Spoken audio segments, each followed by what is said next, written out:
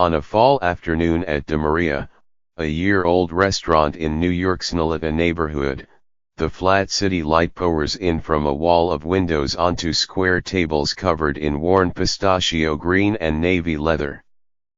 Diners can sit on squat wooden chairs, a tan leather banquette or felt-topped stools at the bar, which is lit by orb-like pendants and backed by a Bauhaus via Brazil geometric tile mural. They might order a chai latte, which arrives in a stoneware mug made by Brooklyn's Workaday Handmade, or a cured salmon and coconut grain bowl, off-seasonal menus that are available from early in the morning until late at night. Beyond the virtuous food, the space itself is somehow salubrious, as if solely by being here you are improving your life. Along with places like Kismet in Los Angeles, June's All Day in Austin and Residential Ipsa in Philadelphia, Delaware, Maria is part of a new class of American restaurants, or rather, all-day cafes that combine highly specific, instantly recognizable decor with visually pleasing riffs on health store classics like flaxseed banana bread and acai.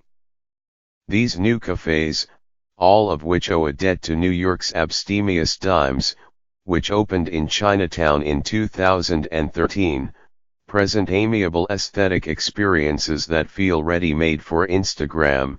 Many of these rooms share the same natural light, blonde wood chairs and copper details that have come to evoke a kind of Scandinavian-inflected, aspirational millennial apartment, which the cafes themselves tend to resemble. De Maria's interior, in particular, is the work of the MP Shift, a Chinatown-based design and branding studio that, since its founding 3 years ago, has created variations on this look for several New York City restaurants and is now expanding throughout the country as well as to Paris, London, and Sydney.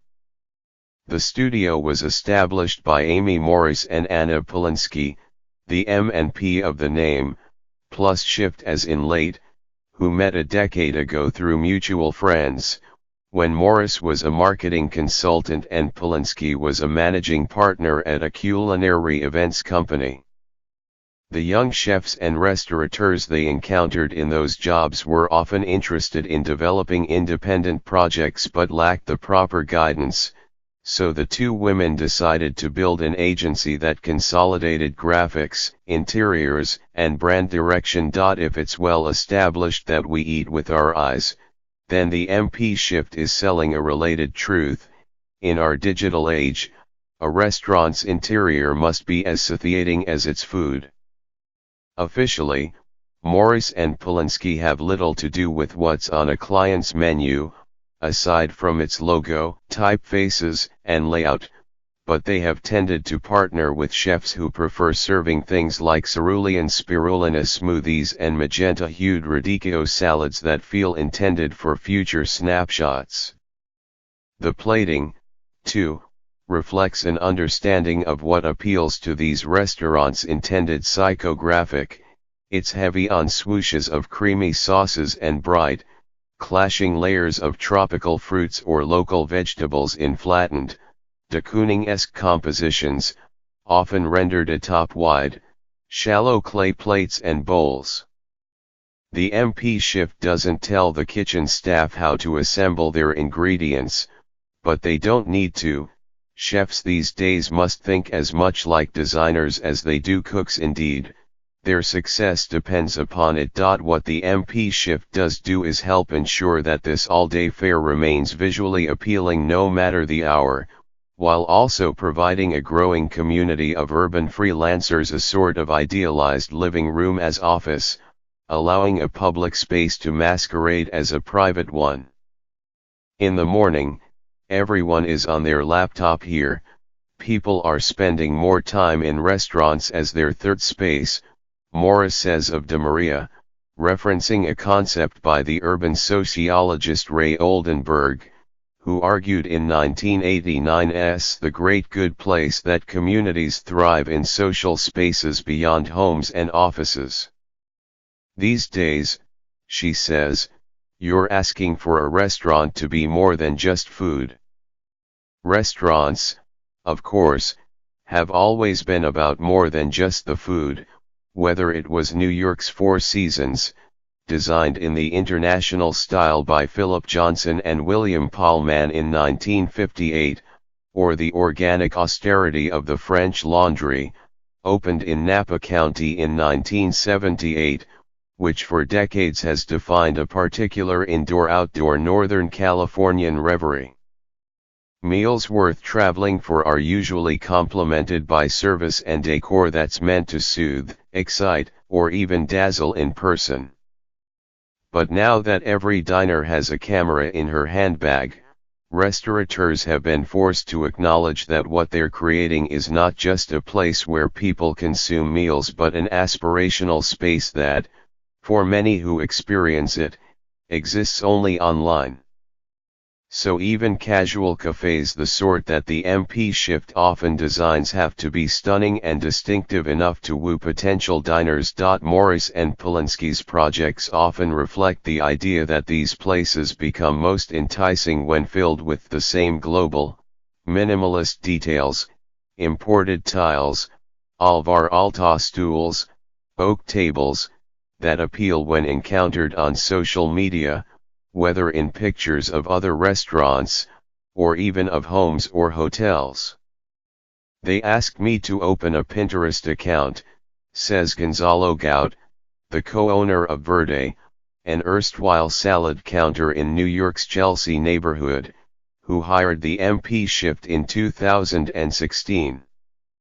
All of Verde's ingredients came from the farmer's market, so Gout used his virtual mood board to create a look that conveyed that sense of the natural, he says.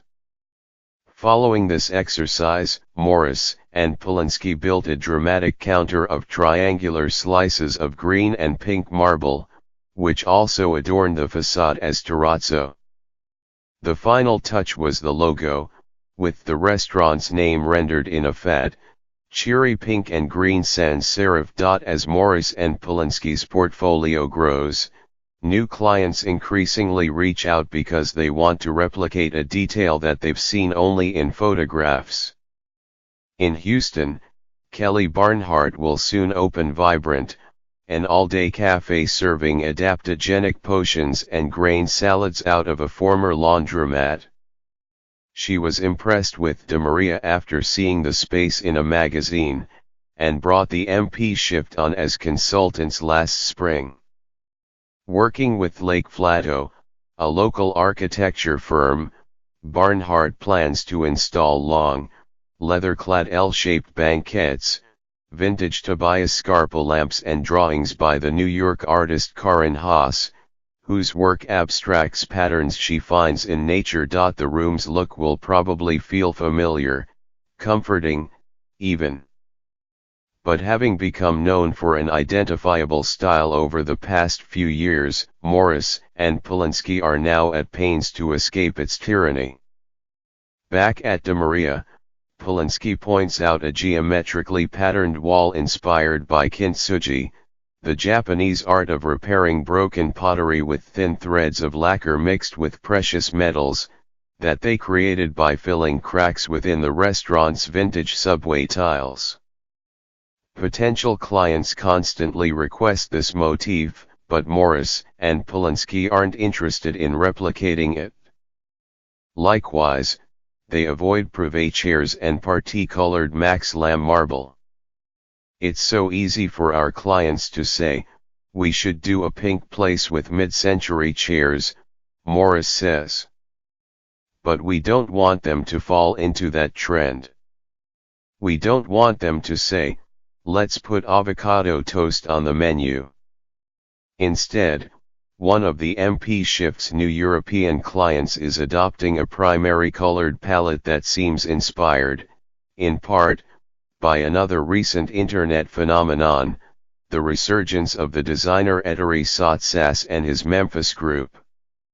At the forthcoming Parisian Café Echo, the menus and logo will feature Crayola red, blue, and yellow that suggest mid-80s Los Angeles.